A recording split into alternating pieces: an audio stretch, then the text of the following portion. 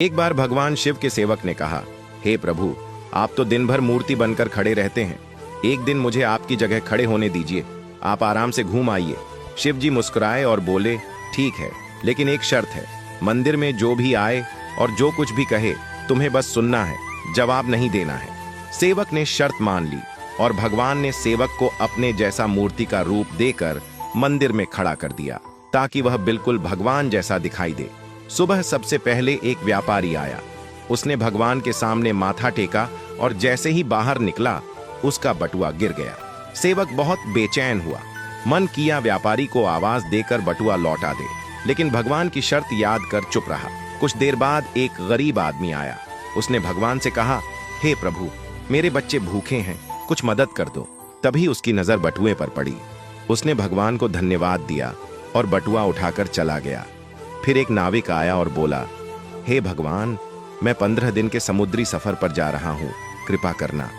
वह जैसे ही बाहर निकला, पुलिस आई और उसे बटुआ चोरी करने के इल्जाम में पकड़ लिया। यह देखकर सेवक खुद को रोक न पाया और चिल्ला पड़ा, यह गलत है।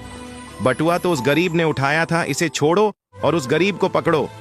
रात को भगवान लौटे तो सेवक ने गर्व से पूरा किस्सा सुनाया, लेकिन भगवान गंभीर हो गए और बोले, तुमने मेरी योजना में दखल दे दिया। वह व्यापारी बेईमान था, उसका बटुआ गिरना उसके कर्मों का फल था। गरीब को बटुआ इसलिए मिला ताकि वह अपने बच्चों का पेट भर सके। और जहां तक नाविक की बात है, तो उसका जहाज तूफान में डूबने वाला था। पुलिस द्वारा पकड़े जाने से उसकी जान बच जाती, लेकिन तुम्हारे बोलने से अब गरीब जेल चला गया और सब गड़बड़ हो गया।